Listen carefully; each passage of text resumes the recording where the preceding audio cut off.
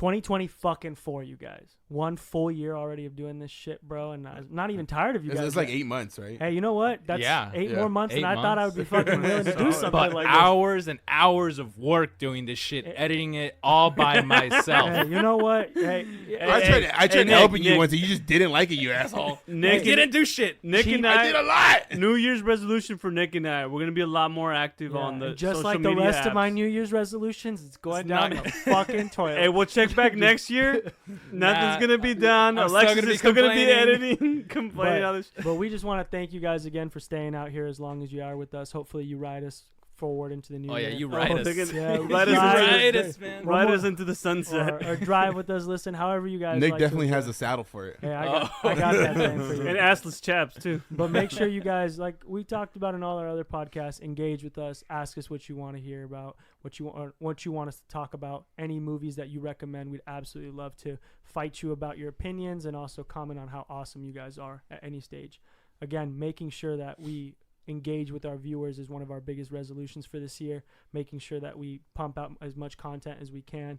We want to be there with you guys enjoying these movies. In your room, in your car, wherever you are. We see you when you're sleeping. And I think we have, honestly, you're awake. we're sitting on loads of great content that I feel like we just huge loads that Alexis takes forever. No, but I think we do want to be more proactive in releasing more content on more platforms. Maybe start doing some video, all that down the road. That way, you guys are more easily able to, interact. We can with start us. an OnlyFans, like if they. OnlyFans, it doesn't have to be Patreon. adult content there. It could be anything. Yeah, and then why not film? It'll easily be a transition towards my adult content. Well, first let's build let's build the audience on all the regular platforms, we'll get there. and then we'll think. But we'll think about that down the road. Absolutely. Patreon. Dude, honestly, with our names, we might get like fucking a huge following. Oh yeah, overnight. We'll get like so many guys. It'll be the that whole are just disappointed. Yeah. They're gonna be like, "Oh shit, I can't wait to see these 4 guys." Oh. Shit. And then they stay because they like how awesome our opinions are. What if we do an OnlyFans and just post on there like fucking some super it's clickbait Gator, like titles that guy, and shit? that just like That is Gator. I have. Dude, our pictures just like 4 hot dogs going like this. Right. That's great. But then what they're gonna get is just beautiful content of us totally talking about films. That's the goal. That's the dream. We're gonna trap them. Yeah. We're going to kill it for a month. We're getting that first month fee for sure. No refunds. That's what we need. I'm honestly not joking. I think we should try to do that. Hey, you know what? If you're listening to this out here in 2024 with us, well, just comment. Let us know. And also, we have this name patent, so don't be fucking coming after me, goddamn. Well, don't come for me. Come on me. I mean, sorry. Whoa. And just you guys wait for those loads and loads of content. We're about to be releasing on those fans. We're missing out on this OnlyFans fucking. Like this revenue stream is gonna be legit. We could be money. We about to be so money, babies. So money, baby. Oh, dude, we ironically just start like dating apps. Is just 4 guys, 1 film, and then we just put the OnlyFans link in there. Dude.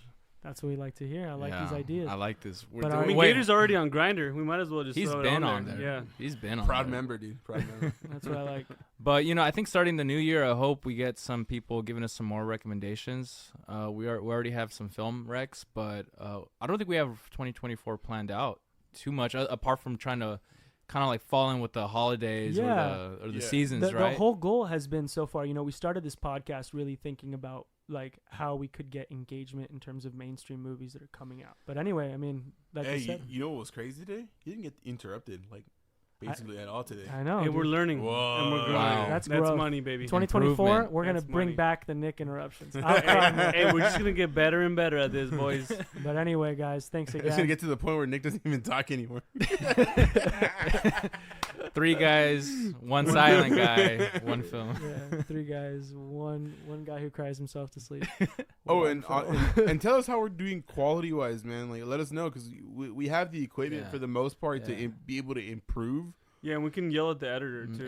Just keep in mind it's just one guy editing all these. Even though it's 4 guys. It's just one guy. One guy, one editor. Hey, but I gotta give props to Isaac, who's provided all the equipment. Absolutely. He's provided the programs Big for Daddy us to do Isaac. this. Big Daddy Isaac over here. Nick for providing all the cheeks. All right. All the cheeks that are necessary. He's the Me, cow, I'm just and happy we're milking to be it. here. Just living in the moment. Hey, that's why you always money, sit behind baby. me when we're watching the movies, huh? Dude, I'm telling you, like, this is like, for me, this is honestly the fun part. It's a passion, yeah. Like, you guys know I like to tinker with shit. Like, there's nothing in You're a my tinkerer. like that I own that hasn't been tinkered with. It goes on to my cars, You can say that again. like my fucking computers, like everything. Like, I love to tinker with shit. Yeah. And it's satisfying. Like Tinkering with Lexus. Loads With of himself. that booty hole used to be like this, now it's like this. They don't know they don't know the sizing. They tinker. don't know The the booty sizing. hole has enlarged. If you've seen a large can of pineapple juice, that's what it looks like. That's very specific. None of this. That's very specific. None of this should be in the 2024 intro. But anyway, I'm gonna give All right. Alexis something to cut to. Thanks again, you guys.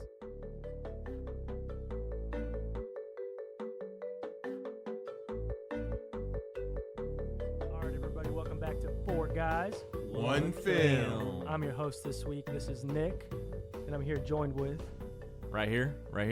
My name's Alexis. Well, I reckon my name is George. And I reckon my name is Isaac. All right, I guess Sure I got to is. play the Mexicans that die in this film. Whoa, foreshadowing, Hey. man. Capital whoa, M. whoa, whoa. Capital M. Yeah, it's okay. Is that a Mexican in a I'm suit? just. I ain't never seen one of them. You don't see that every day. But yeah, this week we watched No Country for Old Men. What a phenomenal film. What a good-looking film for how old it is. 2007. It's not even that old. I mean, but you know what, dude? 2007? Think about It's only like, 16 when did The years. Incredible That's Hulk fucking come nuts. out? 05. Okay, so that's 2 years after The Incredible Hulk, and The Incredible Hulk looks like dog shit. And I'm not talking the CGI. I'm talking like just like the cinematography. Like, Yeah, I think that the fact that they didn't use any CGI whatsoever. no, I mean, Well, it's you don't very know that. Practical. There probably fact. is a little bit of VFX. You know what? There was. I noticed it. It was the deer in the beginning of the Yeah, scene and where the he was dogs. shooting the deer and the dogs. Yeah, I didn't notice the dogs, but I did see. But the deer. overall, great movie. I mean, great cast: Javier Bardem, Tommy Lee Jones, Josh Brolin before Thanos, Woody Harrelson too. Just, I mean, Hey, that was out of the blue. I forgot that. I know. you know, I was the only one in the group that had not watched this film. That's why I wanted to host it and I wanted to Yeah. watch it. And I thought that was funny that every single except for Isaac, but you two were like, "Oh, I forgot he was Yeah. even in this movie." Like, And it was nice because I've been watching True Detective lately, and Mm. it's nice to see his face. True. Old blue eyes. old blue eyes. But yeah, what a great movie. What a almost like there was times where this movie was a little scary too. I like that. Like it Right? gave like that little bit Dude. like there's a jump scare a There's couple the times. suspense in some of the scenes, like where he's waiting at the door and he Yeah. realizes like there's a tracker, and then he just turns off the light. He looks under the door and he just waits in the darkness. And you know what? Yeah. You got to give shit credit was fucked. to the Coen brothers because that's such a simple thing, right? Like, oh, there's somebody in front of the door. I'm scared. But they turn something so simple into, like, it just, like, you could feel the tension.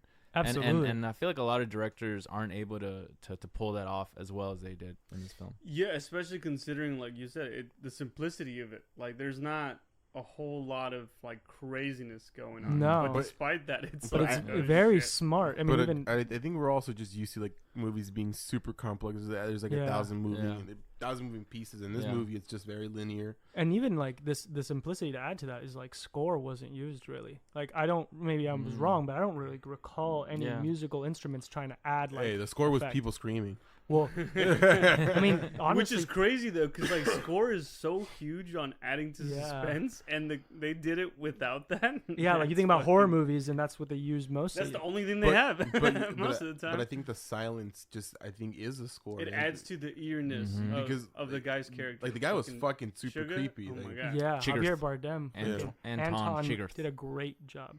And no, I mean, I really thought so. This, for those who might not know, quick synopsis: the plot is about a guy who finds a bunch of money. He happens about it with like a Mexican standoff gone wrong kind of deal, and ends up being chased by a psychopathic killer the entire movie who's trying to recover the money. We don't know anything about motives and everything like Yeah. that, which it's is basically the Terminator. yeah, honestly, Just going he at is. you slowly. And so but with the bowl cut, so a little sexier. Right. So obviously one of them was the cartels, right? That was one side of it. Yeah, right. And then the other side was the stockbrokers, and they were like trading money for drugs. And then he was part of that part. Yeah, he brought. I feel like those people brought Chigurh on to get tracked on the money. Yeah, that's right. But they were just kind of like the ones buying the drugs, and it was their money, or like probably. But that's what's weird is I like I was a little confused. Anton's whole thing was really confusing to me in the sense of like he came on at first with two white guys who showed up to the scene who clearly knew him. So and they seemed like you said that they were kind of in that group of like stockbrokers or white people who were just purchasing the drugs, but they're never really like explored how or why he was motivated to betray them. You know what? And that's what's interesting about this is that the villain has no real development, and I feel like that's an issue in other films that are less where we're like, oh, like what's this guy's motive? But in this one, I don't really care about the motive. But I think his motive was just like, this is what I like to do, and if I can get some money for it, why but not? it's so simple, it works so well. That's so funny that the movie is really about his persona.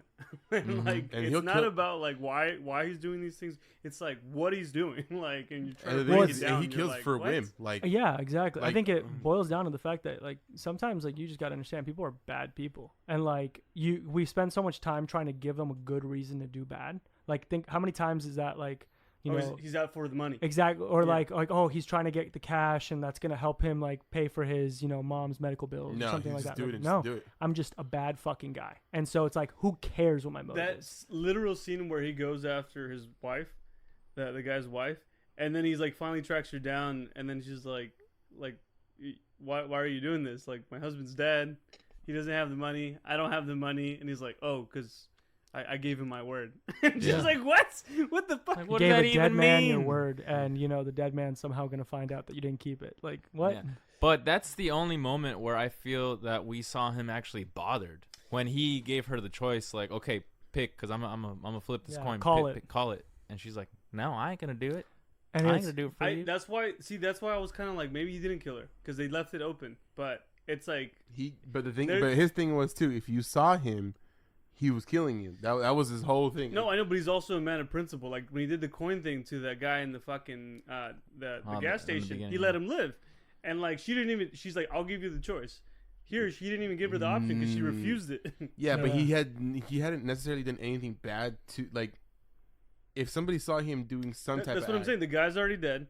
She didn't do anything bad to him specifically, so maybe there is that. I kind of think they left it open so that you're like, maybe there is something in him that's like, no. You know what? You know what this shows is that George is an optimist. Yeah, he's an optimist. No, I know that's more likely what actually happened. But I mean, I looked at a few little things and I was like, who knows? Like maybe that's why they left it open. They didn't actually show her killing it. It wasn't because like, oh, they didn't want to show a graphic scene of her being murdered. They don't give a fuck. This entire movie is just motherfuckers dying. Yeah, I know, left and right. So that's why I'm like, why wouldn't they show it if they didn't want to leave it open? Well, I mean, I think this movie does a lot of fucking interesting things. I mean, you can argue like the main character, like the climax of the film was completely glossed over. Like without fucking, and like I thought that was a badass thing to do, to just say like, oh, we're gonna show you really quickly after he's talking, like it almost infers like he might have beers with this woman, cheat on his wife, that he's just dead on the floor without, and just show a bunch of Mexicans leaving, and like it wasn't even Anton that killed him,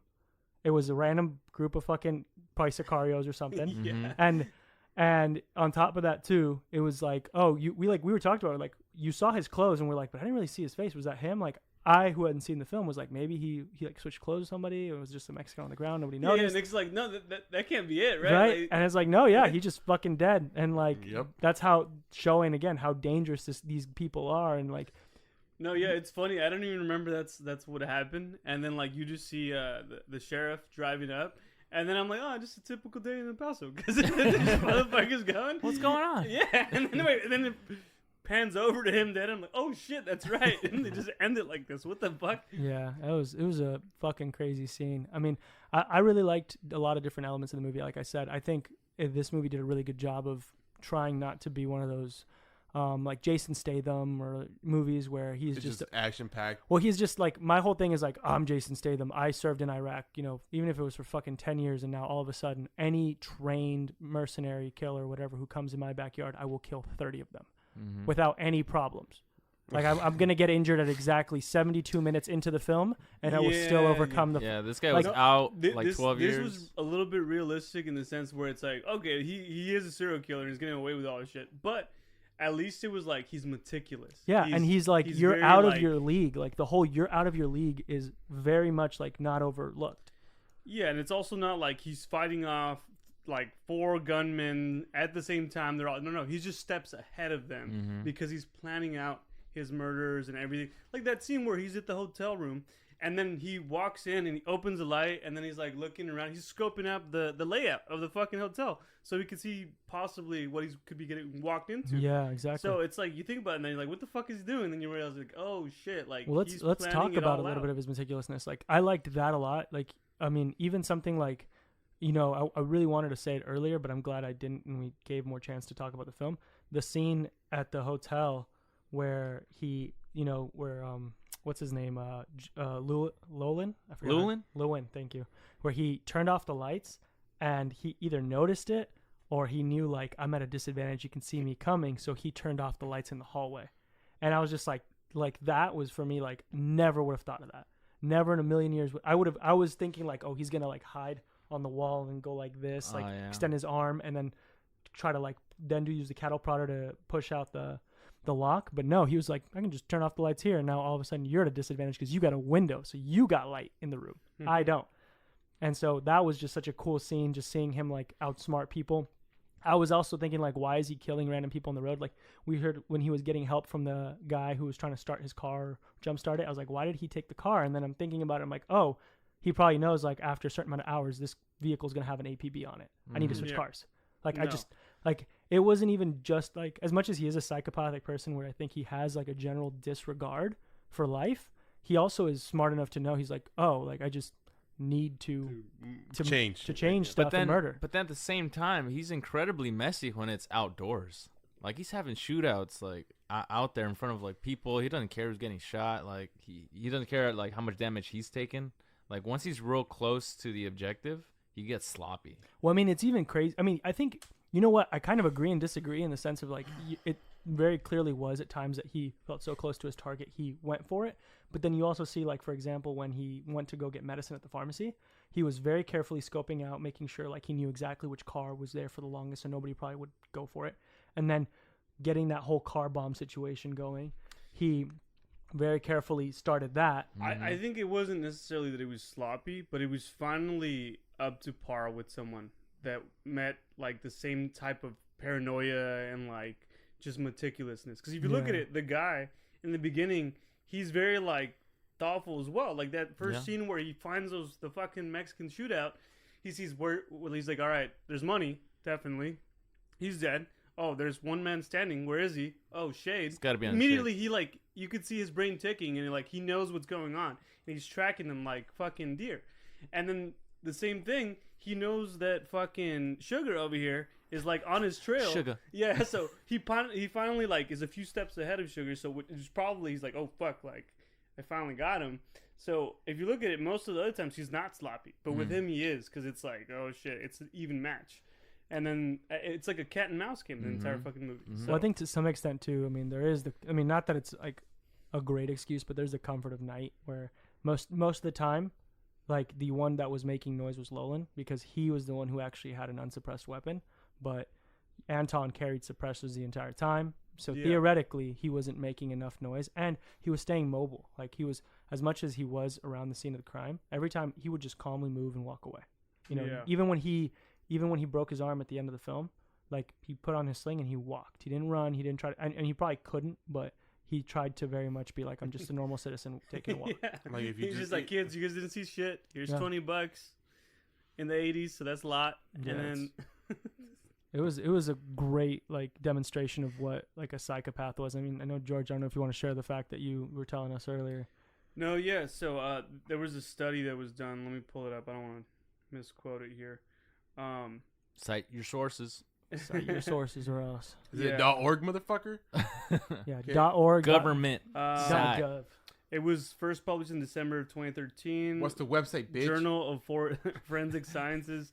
This is the manual. It's like Reddit.com. But basically, they looked over 95 years of movies. Authors dissected 400 flicks and 126 fictional villains.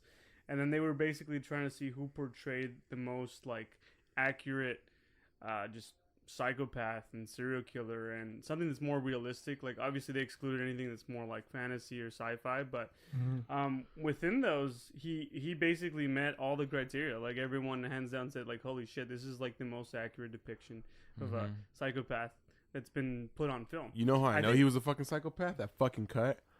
His haircut, man. Oh my god! You know, the fucking He-Man. I Lord want Farquaad? I want to dance around the way that I say this because I'm trying not to be funny George on this haircut.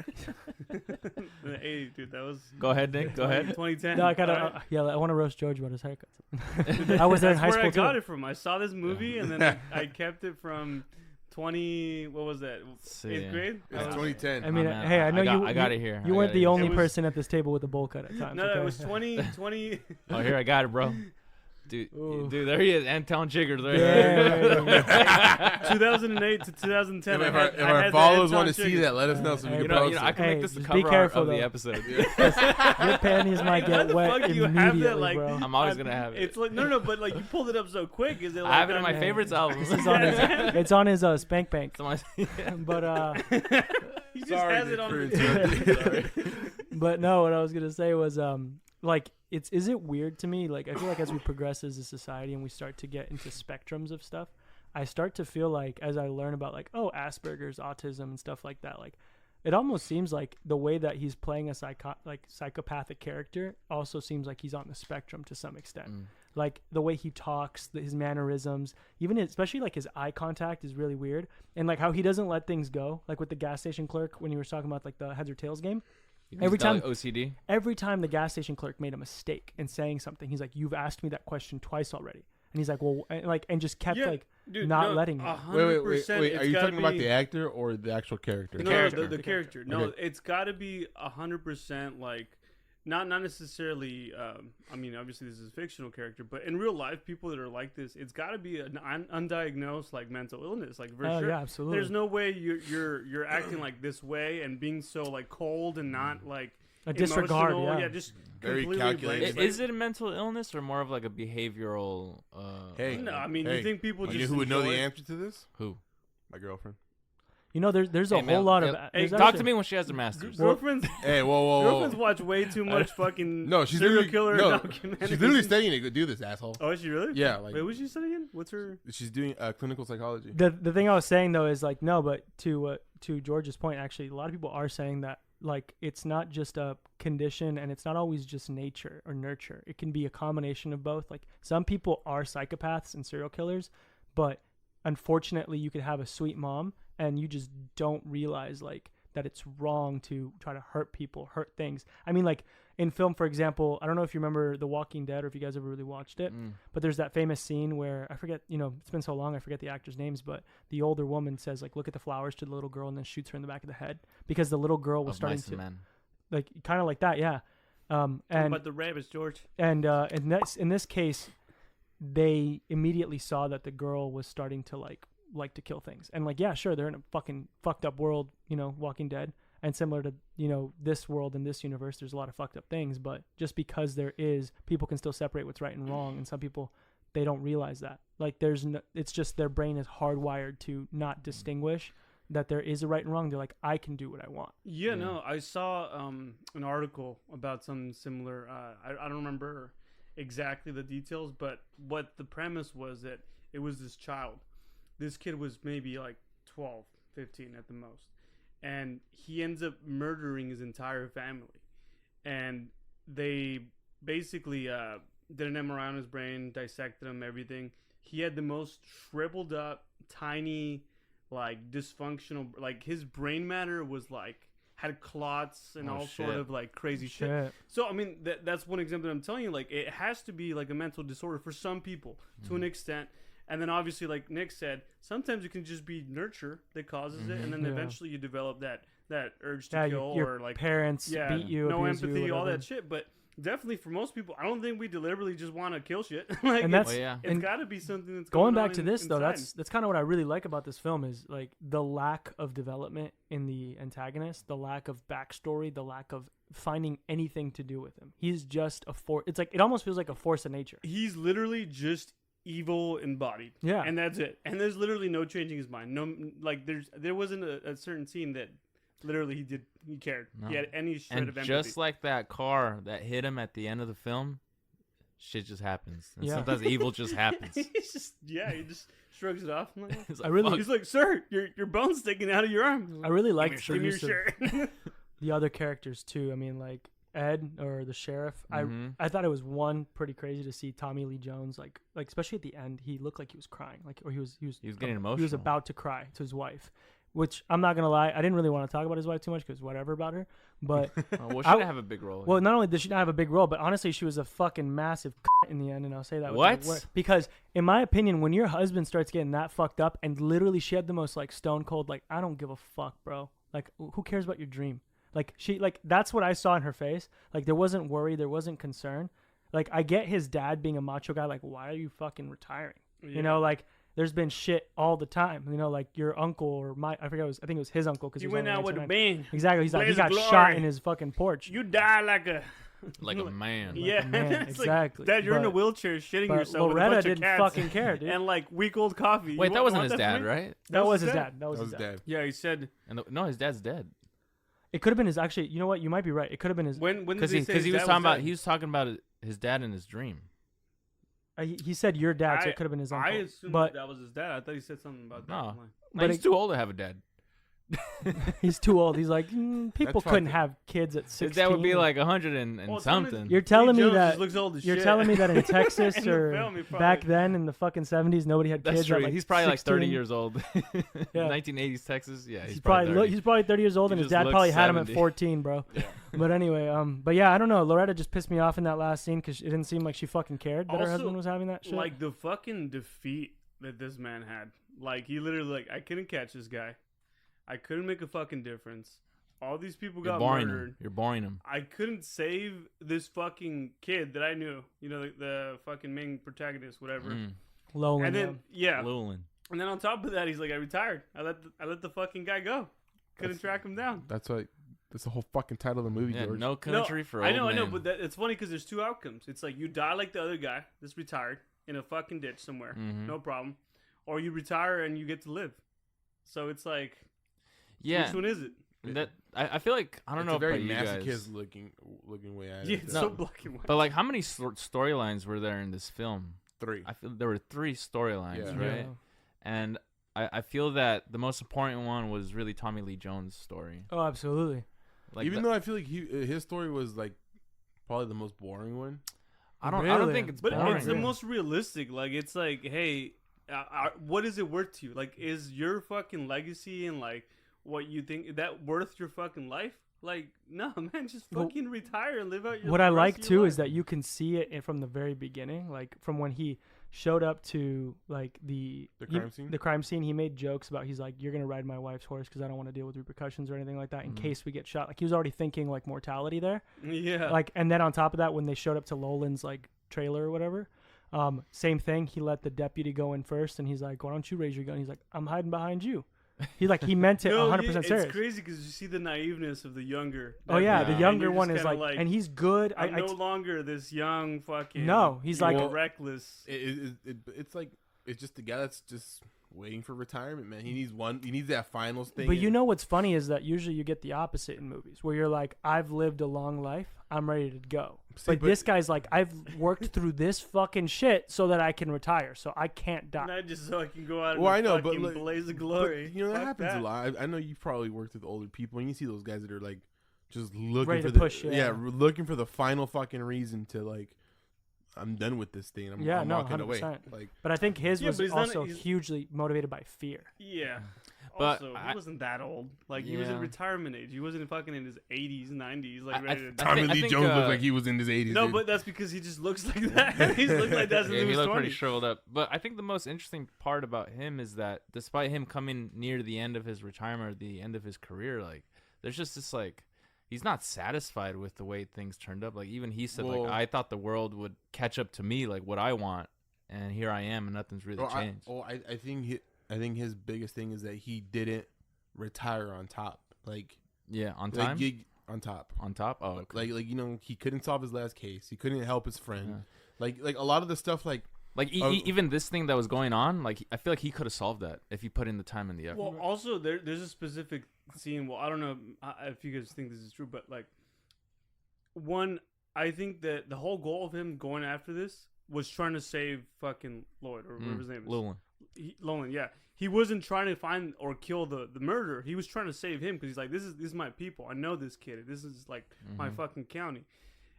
At the end, when he gets murdered, he sees that there's a puncture in the hole. I mean, in the lock with the same fucking weapon, and he knows that he returns to the crime scenes, and then it doesn't show him exiting or anything. I think he walks in and he knows that he's in there, but he just kind of chooses like, all right. I don't know if he did live or. And why do you guys think that Anton didn't kill him? Because he's killed everybody that's come across him. I think Anton's thing, more than anything, is like he's what's his name? Carson said it. Anton is a man of principles, and and he's fucking weird. And his principle, more than anything, is if you see my face, you can die. Like you might not die, he might give you the coin toss, but you can, and you are now eligible for death. And so, for whatever reason, because the sheriff did not decide to look behind the door, and didn't got out of there, he felt. That's also not necessarily true because the clerk sees his face, right? But he just doesn't have like. But he gave him choice. Yeah, but he's also like, hey. Like, you haven't done anything to wrong me, and you're not also, like, getting in my way. Second one was the accounting guy at the fucking firm. Well, here's the thing. He saw his face. He said two things. He said two things, Carson. He said, number one is see my face, and number two is if you are a nuisance or bother or annoy him. Like, he said, when he told Lolan, when Carson told Lolan, he's like, oh, well, you and I can have a discourse. He's like, well, why would I talk to you? Why wouldn't I just talk to Anton? He's like, well, you've already inconvenienced him. So now there is no conversation. No longer about the money. Exactly. He's like, now it's out of principle for him. That's how fucked up he is. And so that's the whole thing, right? Is for me, like with the accountant, like I think because the accountant just completely stayed still, he was like, whatever. Yeah, the accountant he was like, oh, this guy's trying dope. To stop it. Yeah, exactly. He's like, kill him, fuck him. I'm not. Exactly. But I did like that. Here. The question that he asked, he's like, are you gonna kill me? And he's like, well, I don't know. Can you see me? Yeah, it's like he didn't ask a stupid question, so he didn't annoy him. He didn't try to run, so he didn't inconvenience him. And so he was like, I'm going to give you the opportunity. Like that same with the clerk. Like the clerk, I think, was annoying him. And that's why, like, he was like, you know what? Fuck it. I kind of want to kill this guy, but I'm not going to be a dick, so I'm going to give it up to chance. Like, I'll give him a choice. Like, that's where... The only chick that he didn't do anything to was... the trailer park, the head of the trailer park, was like, hey, what does Lolan do for... and I was surprised that she didn't. Yeah. But she matched his energy, though. Yeah, what the fuck? It's like, this chick's weirding me out. Yeah, he was just like, oh. Fucking weirdo. He's like, that's how you get bad killing juju right there. It's like, oh, shit, I'm not going to fuck with this one. She was also sharp, and she had principle. She's like, I don't give that information out. And then he's like... He asked her again and again, and she didn't change her mind. She's like, I'm sticking with my shit. So he's like, that's me. I do that. You know what? Respect. I'm a man of principle. Honestly, like these I see you're a woman of principle as well. Exactly. Yeah. And I think that's what's so funny is like thinking about that and going back to the sheriff is just like he saw a man that was probably scared, terrified, and looked weak. And so he didn't feel a threat. Even though the man was holding a gun, he knew he had the upper hand. He knew he could have ended the sheriff's life at any time. And he's like, I could just get away scot-free. If this guy doesn't catch me, if he does catch me, if I feel like he's coming to the door, I'll just shoot through the door and just fucking end him. Or, best case scenario for him is he just gets to walk away and nobody gets hurt. Yeah, but that's why I'm surprised the sheriff even walked in. That's why I was like wondering, like he knows he's potentially in there. Like why the fuck would he even like? His motivations were weird on that one. Ready to die. Yeah, I was like, I think for him, what do you think, Isaac? I think it's one of those things where he just like. I'm gonna try to be the hero one last time, and I felt that too. That's what it was. And if I can do this, and if I find him, and fuck it, if I die, like his uncle told him, like if you die in a fucking ball of glory, this is the moment. Yeah, I think that was. And if I catch him, then I go out like a fucking hard ass. I got this guy that he's probably done hundreds of murders already, and I solved this giant case. Yeah, and I think for him too, he even was able to justify. He's like, if I don't, I tried. Like I can't say that I walked away without at least going in. That was the last ditch effort. But that's so funny because like immediately after he retires, he's like, "Fuck that shit, I'm done, bro." I mean, he probably felt that tension in the room. Dude, he saw fucking death in the face and lived. So he's like, "I'm good, you bro." Just feel it, man. You feel it. Yeah, I mean, and that was, I really liked his character, and I really thought it was fun seeing Tommy Lee Jones play him because I feel like Tommy Lee Jones in all the movies I remember, he's like a badass. Like I said, like this scene at the end, I really enjoyed watching him like break down and like look like he was about to cry. And I don't know if I actually saw a tear go down, but he definitely like sold it to me that he was like, I'm fucked up and I don't know what to do. Yeah, it's powerful. That's why I was kind of upset at Loretta. It reminded me. I was just like, she didn't really sell that. She was like he didn't look like a man who often does that, Like if my wife and or husband were to consistently like break down like that, maybe I might get accustomed to it. But seeing somebody like open up, get really deep about that kind of stuff, and like not really reacting was a little weird for me. I think another thing too is that he's shown himself to be a man that has answers for everything, no matter what like anybody says. Like he's very witty and he knows exactly what's going on. But at the end of the film, when he kind of describes his dreams, it's like it clearly shows that he doesn't even know what's going on like in his own mind. Yeah, and so that's hard to see, like especially for a man his age, like that's or tough. Maybe again, I think it's probably just the age thing caught up to him, and he no longer feels like he's in the loop or like has fully control of his mind, and his mind's just running rampant of all this crazy shit he's seen. Probably like just even his last case was just so fucking horrific with people dying and shit, and so left and right. It's just he's like, what can I do? Like I want to do this stuff, but I physically can't do it. I mentally can't keep up with these younger cats running around at fucking 100 miles an hour, fucking fighting, dueling and shit. And I'm just, I guess, the more I think about it is Anton Chigurh can be the actual embodiment of death, right? Like he comes and with no real reason, it'll just happen. It was funny. Yeah, that's very true. It's funny. I said something earlier that made me think of Pacific Rim. I love that movie. I love that movie too. But in the beginning of the movie in Pacific Rim, they say like, oh, for the longest years, like you could never fight a typhoon or a hurricane, a force of nature. But now you can because you have a Jaeger. Yeah, like you can oppose it. It was a really sick line when they said it, and I butchered the shit out of it. But I was like, that's how I felt Anton was. Alexis got hard. I was like, you brought Pacific Rim. I'm right here, man. Hey, bro. He was never more disappointed in Pacific Rim 2. There's a Jaeger in his pants, Horrible. bro. It's rising. It's rising. No, I watched it, but I totally forgot. Good. Yeah, Good. It's good. What was that? Jason John Boyega. Yeah, Boyega. That fucking crybaby. That fat fuck. Wait, that's the Star Wars guy, right? Yeah. Dude, that guy does not making a fucking like. He's like, I'm gonna keep eating chicken and beef every fucking day. What the fuck? When you make that much money? He's like, I'm gonna be the protagonist in Star Wars. Oh, I'm just gonna keep eating. He's the gonna be protagonist in another fucking big ass. I'm cool, bro. I'll just be the normal guy. Yeah, I just look like a normal guy. guy. But what were we gonna say? But my whole point was like, yeah, like the same way that the fucking the force of nature was like called out in Pacific Rim. That's what I felt when I thought about Anton. Like at first, like it just felt like it was unpredictable. Like his character just started to consistently like have me questioning whether he was going to choose to kill somebody or not. And then in the times when I felt like Lolan was potentially getting an upper hand on him, and he kept demonstrating that he knew just as much, if not more, than him on how to get around, how to avoid things like. And this is somebody who's I don't know. No, he wasn't the Army colonel. The Army colonel was Carson, but he also went to Nam twice. Yeah, he was there. So he's trained. Tours of Nam, yeah. So he's trained. Does that make us buddies? But no, and you know what? Anton was better trained. You know what? I think it was just like, cause if you see, Lolan sees all this crazy shit. Like he sees this fucking the blinds. The blinds were open, so he gets into the room. He's like, fuck that. He's like, he's being traced. Yeah, like he understands what's going on. He's like very in tune. We literally said he was very paranoid, but it's like for good reason. He was fucking absolutely right the entire time. But he's still playing with fire. But I don't think the reason. Except for when he went back to the Mexican shootout. That was fucking stupid. Yeah, that was stupid. I don't know what the fuck that was I think the reason Lolan literally died in this movie was because he just...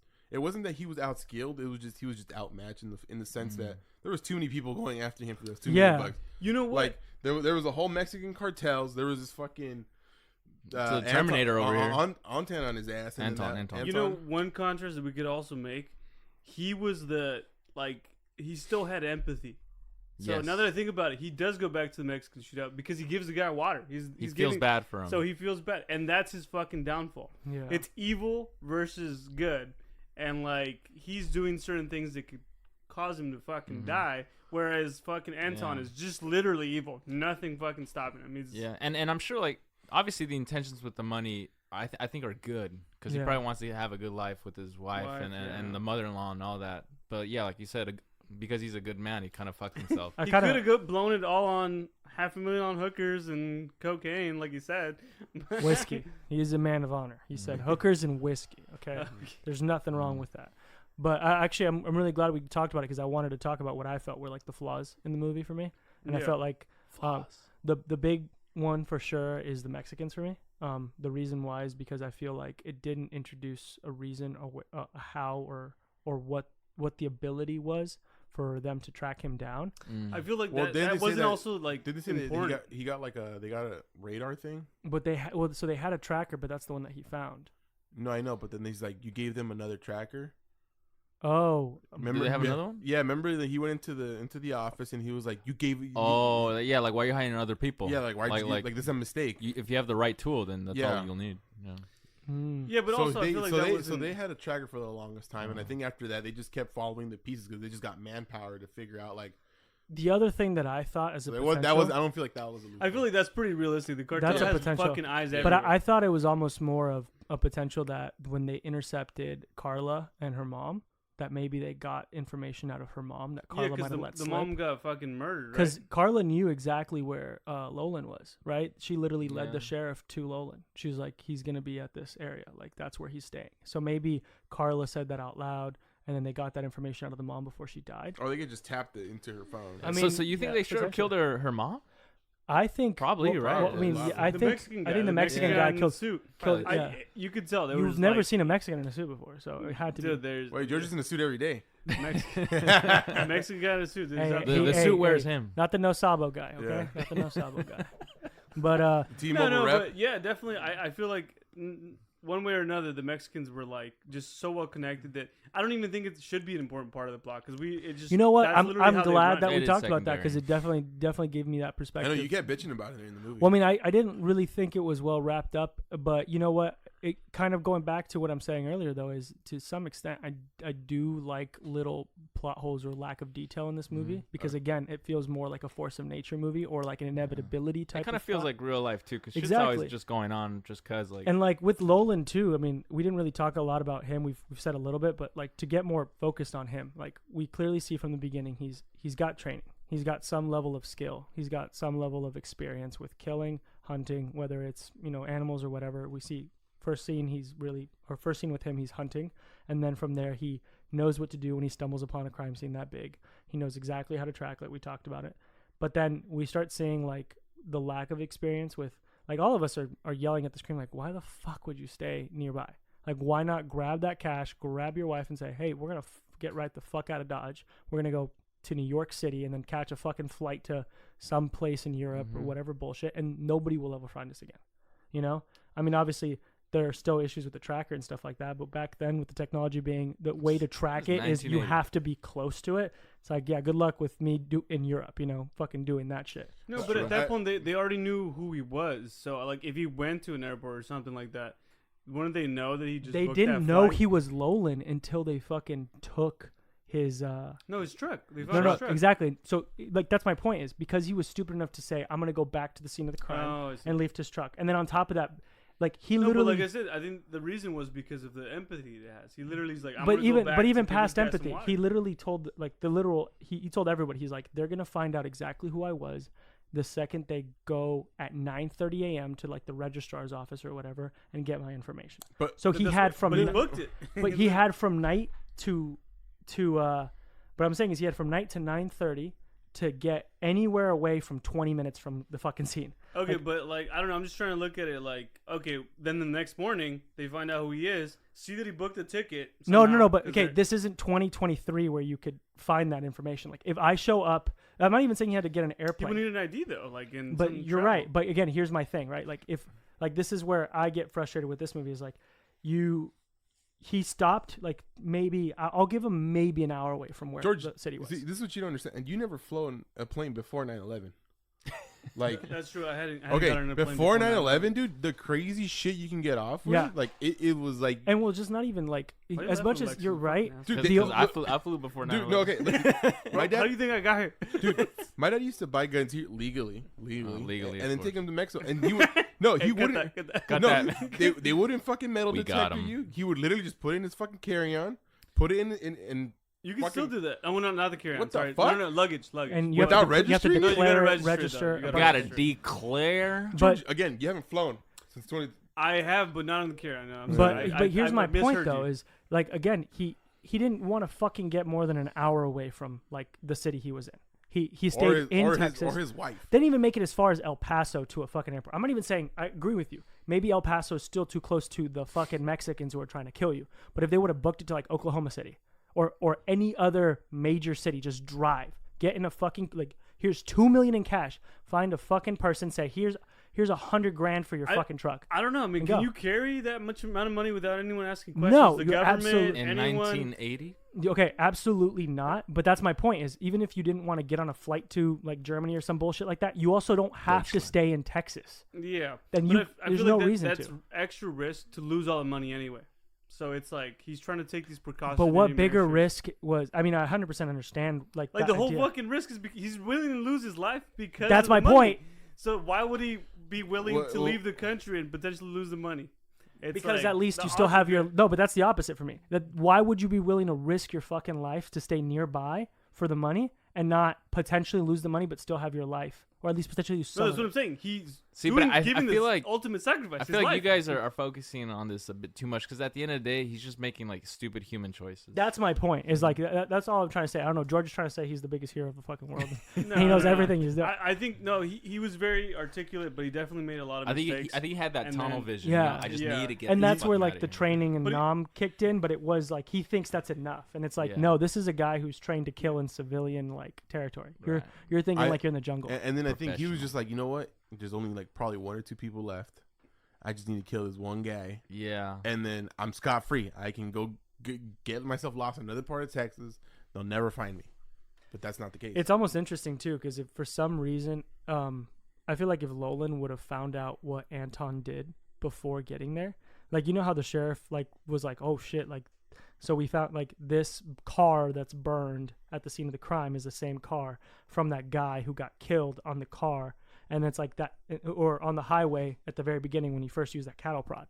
So like if he would have like understood the menace that Anton was, he would have made way different decisions. Like I think he felt like it was just a guy. He knew that the Mexicans were after.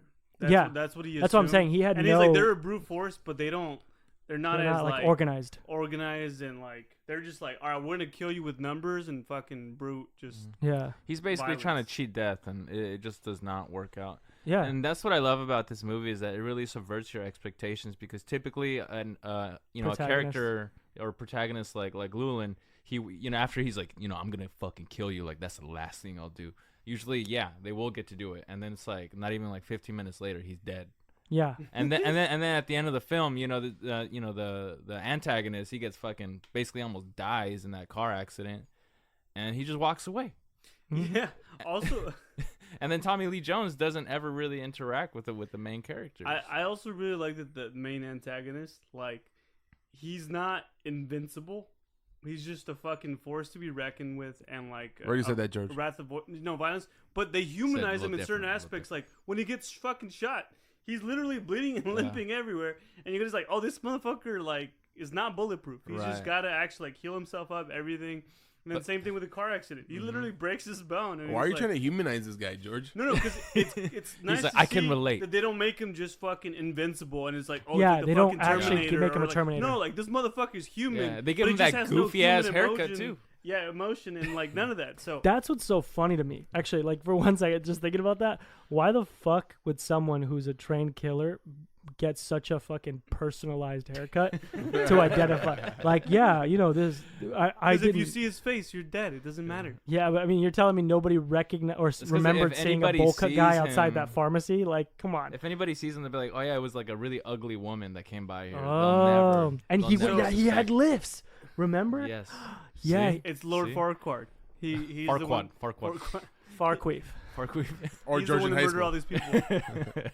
It wasn't high school. I'm gonna put that 20. up. I'm gonna put that up as the episode. It was 2008 to 2010. That's No, it. that was freshman year. This is a high school photo, bro. No. How much on it? 2008. This is a high school frame right That's here. why. That's fucking 2010.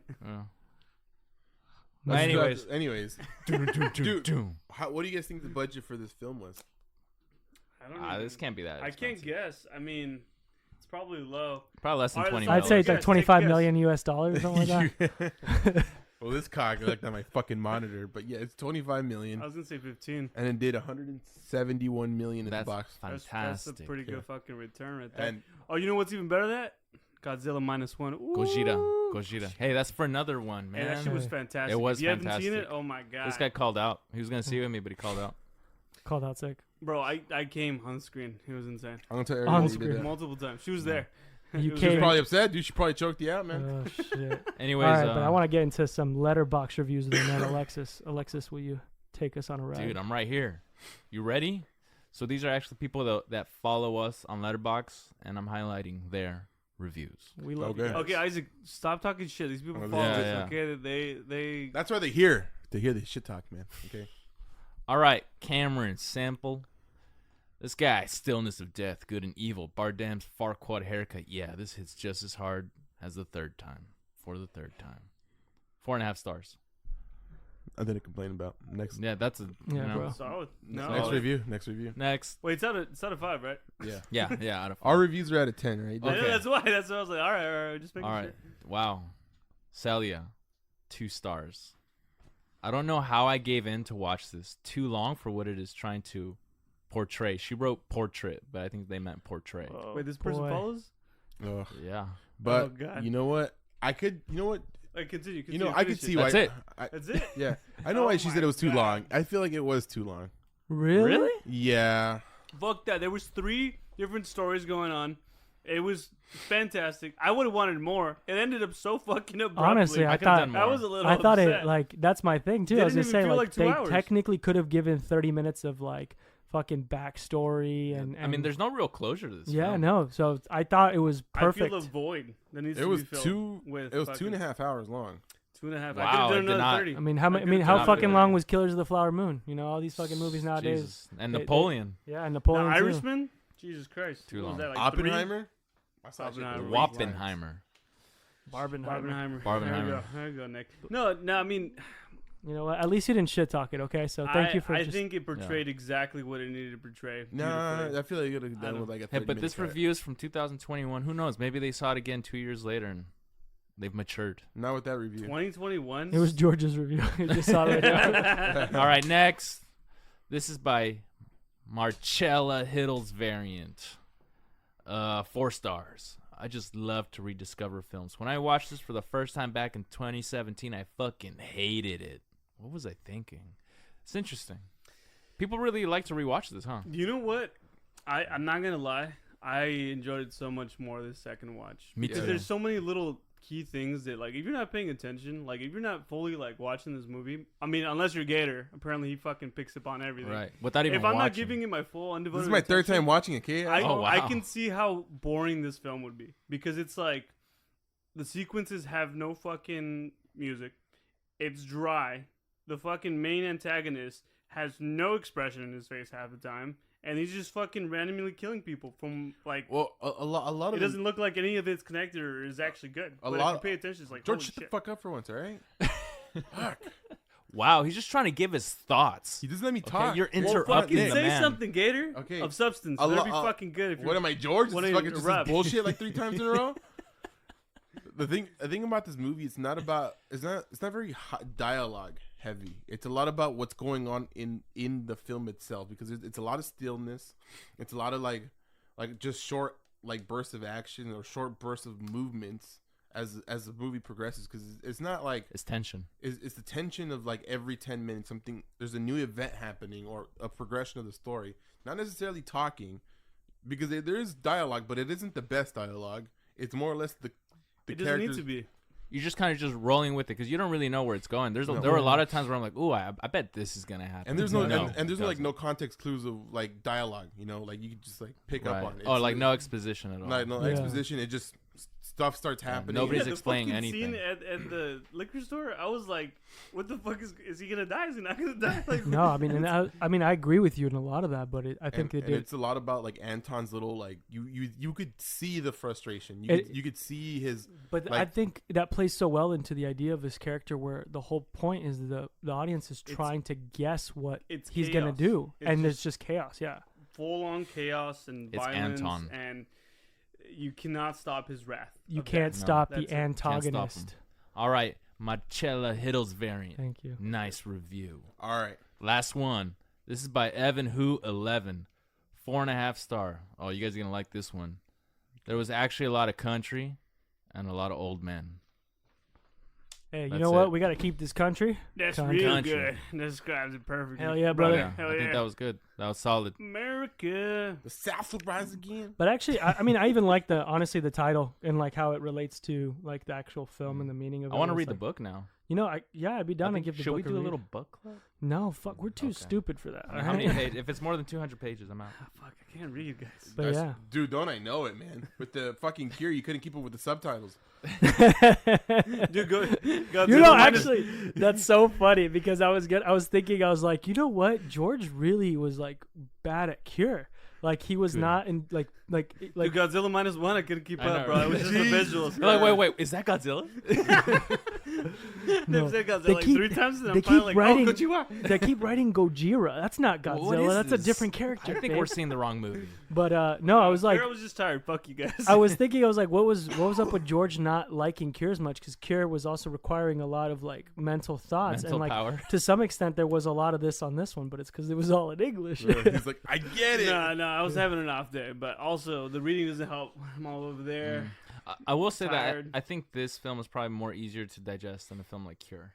No, you're 100% right. I just wanted to pick on George a little bit. Out of love. I'll give him some slack. This is definitely more just blatant fucking violence and straight up. All right. Oh god, he's evil as fuck. Let's go into the review. We signed us out repetitive. Okay, I want to hear yours, Isaac. I've been itching, and I don't want to because you've been a little silent. Yeah, you look a little bored. You look like you have some opinions. He looks like so just kind of like disregarding. He's like, let's just fucking get this over with. Can you enjoy the fucking moment we're having here? This is my third time. Okay, and it's whatever we don't choose is his fucking movies. He wants to watch Talladega Nights. Hey, you tell me you didn't have a good fucking time? No, you telling me? Don't put that evil on me, Ricky Bobby. This wasn't fucking good. This was amazing. If you ain't first. 2 hours and 30 minutes of fucking pure gold, all right? 2 hours and 45, but... It was 45. Yeah. That's pretty good. That's pretty good. I'd give it a 7.5. 7.5. And the reason being is I've seen it 3 times, and so I think just sitting here and watching it for a third time, I didn't find it as enjoyable as, like, the first and second time, and just because, like, I've already seen it. Like, I've already seen the nuances. There was nothing new for me to watch. This is a hard rewatch. What's the third time you've seen it? But I feel like, I feel like that's, I don't know, just to be not too critical, but a little critical. No, go for it. Is like, be critical. I feel like, no, I'm saying of your review. No, exactly, be critical. I feel like that's what I would agree differentiates like a 9 from a 10. Like if you can rewatch a movie like a million times and you still find it amazing, that's a 10. I disagree. I feel like some movies are just not meant to be rewatched. Fine, like, George, we're not talking about you right now. Fuck, dude. But what I'm saying is like, I want to know a little bit more about why it's 7.5. Okay, so the reason is 7.5. It wasn't enjoyable for me in the third round. Like it couldn't hold my attention as it did in the first and second time.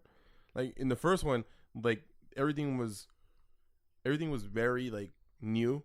Like you just didn't know what was gonna happen. The second time, the first time, yeah. The second time, I'm like, oh shit, I'm starting to see all the crazy shit that was going on. The third time, it just couldn't hold my attention.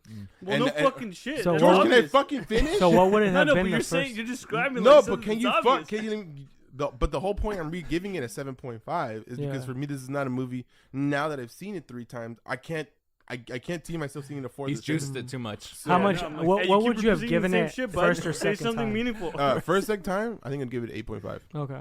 But like now that I've watched it, I can't go and I can't. But did you feel bored by it just because of the fact that you've already seen it, or because you've seen other things in a similar nature that are more? No, it's specifically just this movie. But also the material itself is not bad. It's just because you've seen it and it's such a. I know, but it George drags on so much. And I'm telling you, that's why I'm saying, hey, this is Okay, but whenever we review movies, are we looking at our third, fourth rewatch, or are we just looking at it objectively? Well, this is a movie that unfortunately I've already seen 3 times, so like I can't just sit there. Okay.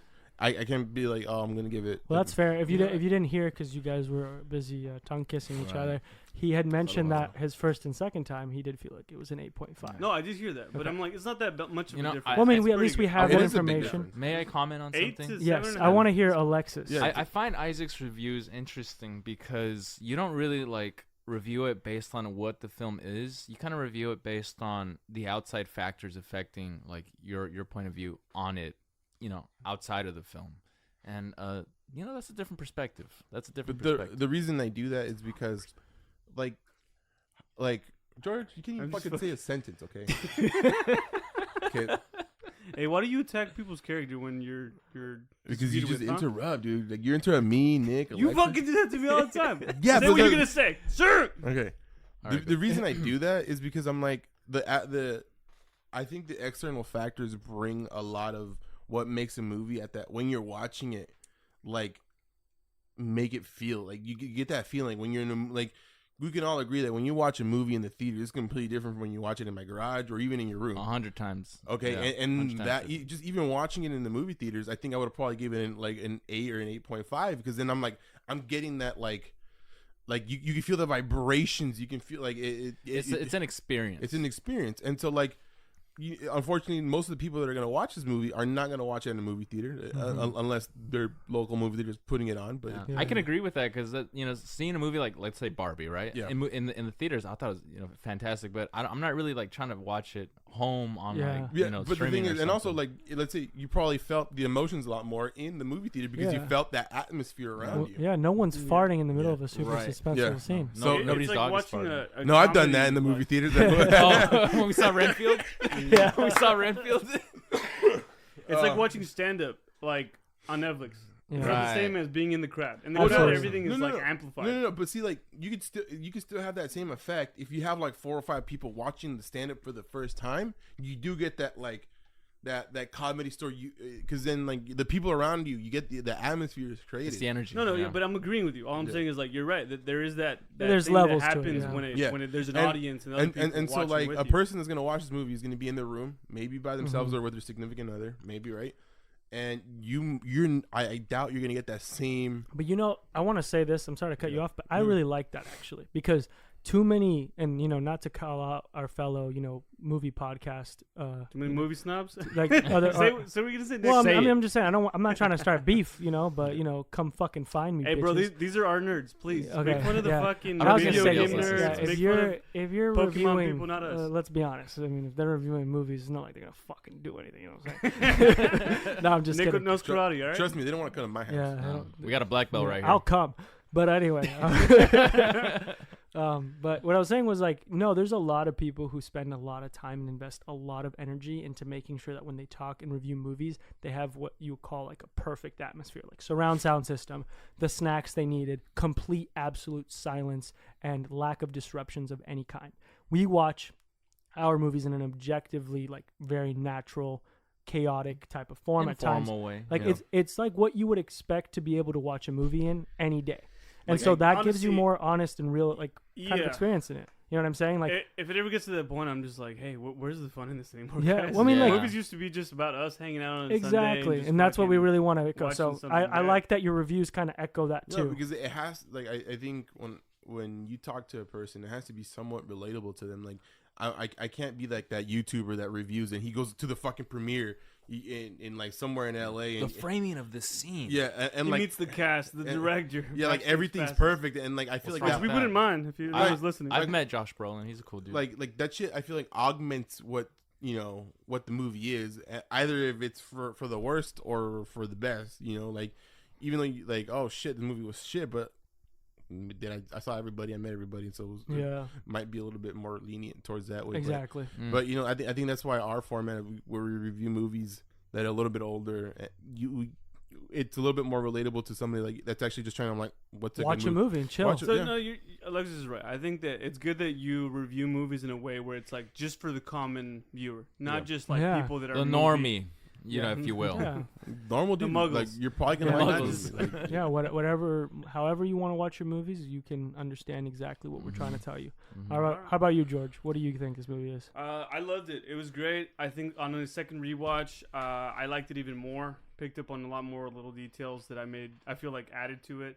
I think even talking with you guys about the contrast between good and evil, and then just how this guy is a fucking menace and he's like a force to be reckoned with, and he's the embodiment of death, and there's really no stopping death, and it can be just so sporadic and random, like, and all those little just innuendos throughout the entire movie. I think it all plays really good role. Not to mention, what's his name? That plays Anton. Javier Bardem. He did fucking fantastic portraying this guy. And then, I mean, that study where it shows like he's one of the most accurate fucking psychopaths depicted in movies. I think nobody could have pulled it off to the way that he did. And hey, man, what about Christian Bale?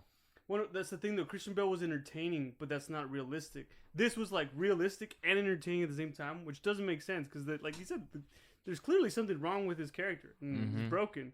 But he plays it so well that it just works in this film. And you kind of want to keep seeing more of him. Exactly. Yeah, and he's very interesting because it's so taboo and weird. And even, you know, it's funny, you talk about Christian Bale, American Psycho. Like, I feel like there wasn't really, like, the element of Javier Bardem's, like, Anton compared to, like, compared to what you get in American Psycho is, like, you very clearly see an egotistical maniac in American Psycho who just like his narcissism drives him. Narcissism drives him. You have no fucking clue besides a small set of principles. Why? It's literally like, what the fuck? And you could say it's a lack of exposition. I'll completely agree with that argument, but I don't feel like the lack of exposition is to try to keep you guessing. I think it's just to show you like, oh, this is just a guy who is that psychotic. You know, it'd be a great movie. A movie just about him and how. 100%. And how he got to that point and what happened afterwards. It'd be like a Joker. Yeah. No, but I think they did amazing with everything. Honestly, I give it a 8.5. I think it's really solid. Wow. And anyone that hasn't seen it, watch it at least once. It's really a slow burner. It drags a little bit. See, but like I think, but it's some of the things that you do have to be. It's a real slow burn, and you have to like be open to it and be willing to have the time. It's 2 hours and 45 minutes. Really be like. Doesn't feel like it though. Get lost in it, and honestly, it'll be easy once you do. But commit to getting lost. Weird movie, weird premise. Because it's not going to be for everyone. Yeah, I definitely. And honestly, give it like 15 minutes because the first like 5 minutes of just Tommy and dialogue. Dialogue was kind of bad. Yeah, you know, I'll agree with that. You guys need to watch more movies because there's some slower good ones. Hey, say my name. Lexus, you watch some fucking weird shit sometimes, okay? Alexis does watch some weird shit. Yeah. We draw the line at tentacles and Japanese women. I also draw the line. I don't know about that. No, also, I also think that this is like a movie that men probably like will enjoy a lot more than women. Women will only like this if it was a true crime series on Netflix. But, hey, that's very sexist, dude. But damn, you know what? I'd cut that out, but I'm gonna leave it just so that people know who you are. Yeah, we gotta paint a picture. Not seriously, but also like I feel like this is just he's so fucking psychotic and angry and violent. Like it doesn't really wouldn't relate to. I don't think he's angry. I think he's just like if it annoys him, like I'm just gonna eliminate you. I think that's where like I'm saying like it almost seems like he's on the spectrum. Like he's not letting his emotions guide him. He's just like so fucking. I truly think it just boils down to him being the embodiment of death. It doesn't matter. Death is not evil, and it's not good. It's a neutral thing that just happens. But sucks. Here's the thing: he is. I agree with the idea of like that force of nature of death, but he is objectively evil because he's out here for hire. For the film, I think the Coen brothers portrayed it so he's the embodiment of evil, but as a human, there's something wrong. Now is that what they're saying, or is that what you're saying? That boy ain't right. That boy ain't right. In simple terms. No. I think obviously that's what they wanted to depict, but we gotta read the book. If he was a human, it's like holy shit, this motherfucker. Oh yeah, now put that guy in the slammer and execute him. Time to put Alexis in the slammer. So you gave it an 8.5. Your time is up, Alexis. What's your review on this movie? I was done already, dude. Come on. Keep talking though. I also agree with George. I'll give it an 8.5. Solid movie, solid acting. Love the Coen brothers, what they do. This is a great evolution from their earlier stuff, and I love it. All right, Nick. No, fuck you. I want you to say more. He just did the Anton right now. I mean, Isaac and George have just they've said a lot. They've beat the horse down. Your dick? You know? There's not much more else I can say. Yeah. Other than if you like this movie, watch the earlier stuff. Blood Simple's another good one. Okay. You know what? Good recommendations. I appreciate that. For me, I'm going to give this a little bit higher. I'm going to give it a 9. Wow, that's fucking crazy. And I That's think pretty good. I really, you know, like thinking about what I would give it higher than this, from simply, like, in my opinion, the best embodiment of a psychopath that I have seen in a film is from Silence of the Lambs. Because, I mean, and I know he was a serial killer and stuff like that, but just his calmness and how he was a respected member of the community. And it's just like, that gave me that creep of like, oh, it's not a random killer in the night coming at you like Anton. It is your dentist. It is your teacher. It is your pastor. Your uncle. It is someone who you trust and who you might even love, you know? And for this one, like, I think it came very close to that. I think Anton's character did much better of showing like how like far and how capable, like the reaches that he could go just by chasing Lolan throughout the film. I think it did a really good job of setting up multiple storylines and depicting just kind of like the helplessness and like the issues with life. So I really enjoyed this. But to some extent, like I did see like a couple things that obviously I felt like could have been a little bit better. I mean, we tied a lot of loose ends up for me, like with the Mexicans. So I really enjoyed that you guys were able to kind of keep me honest on that and help me out with that, you know. But yeah, I thought it was a great film. A 9 for sure. That's interesting that you say that Hannibal Lecter, though. I'm like, I feel like Hannibal Lecter's a little more theatrical. Oh, yeah, he's a dramatic guy. Yeah, it's so dramatic. I'm like, I feel like that's But I mean, he's you like, know, I'm gonna eat your liver with the side of Barbara beans. Hey, spoiler alert. Well, we're going into another movie. Yeah. Let's stick to this one. Okay? When we were talking about Pacific Rim and Talladega Nights earlier. Hey, you know what? I love bringing up other movies. I'm just trying to give Nick a little pushback, but I appreciate the pushback. Like I said, I think it was, theatrics aside, it was the scary factor of feeling like that could be somebody near you. Mm-hmm. You know, even like the other, you know, character, I forgot what his name was, the one that says like he puts the lotion on its skin or else he gets the hose again. Like, again, someone who's like, my girlfriend straight up told me that movie made her mom tell her, like, if anybody, I don't give a fuck if you have a broken leg, I don't give a fuck if, you know, you got blood down, like soaking down your chest or whatever, you are never accepting help from a stranger, especially from a man. Like, that's the impact it had on her and her family of just thinking like, that's what could happen to you. And I was just like, holy shit. Like they had a conversation, a legit one at that, about like never accept help from a stranger because that stranger could be putting you in the back of a van. Damn. Because of Hannibal? Oh, Buffalo Bill. Buffalo Bill was the character. Mm-hmm. Thank you. Because of Buffalo Bill. And so like the movie showed, again, the random stranger trying to help supposedly and a respected member of the community, and how both of them have zero fucking desire to help. They're just there to hurt you. And like that fucked me up more. Especially, I watched it as a kid too. Mm-hmm. But you know what? I don't think I've seen Silence of the Lambs. Now that I think wow. Ooh. I'm like, I've seen snippets, like the main bits, but I haven't seen the You gotta watch it. It's a great movie. Maybe we watch it next year for Halloween. But all right, Alexis, what's our combined score? Combined score is 8.38, so we'll round it down to a solid 8. I don't get our rounding. Well, sometimes we round like up, sometimes we round down. I don't get it. I mean, 8.3 is 8. You can't really round that up, Nick. I mean, it goes down to 8.4. I'm like, you're an engineer. You should know how to. No, I mean, I'm just saying keep civil. it. I'm just well, technically 8.3 rounds up to 8.5 versus down to 8. If we keep, but we don't go by halves though. We do. What are you talking about? Goes by halves. We don't always go by solid scores. It's always been solid, dude. No, I mean, we've given 4.5 even if you on round Letterboxd. this up to 8.3, 8.5. That's what I'm saying. But we've gotten equal scores of 8.5 and we round up to 9. We'd never just leave it at 8.5. Well, no, what I'm saying is if you objectively can put halves on Letterboxd, like a 4.5 or a 3.5, which we've seen, then I would figure we'd round from 4. Yeah, you can only do 4.5. really 5 stars, so technically it's half, so it's exactly. like by tens, right? So you could round to an 8.5 or something. No, it's 8 or 9. Oh, it'd be an 8 or 9. Okay, yeah. well, whatever. We'll give it an 8. Anyway. It's not very good math, is it? Hey, you know what? I'm designing your shit. So, okay. God damn it.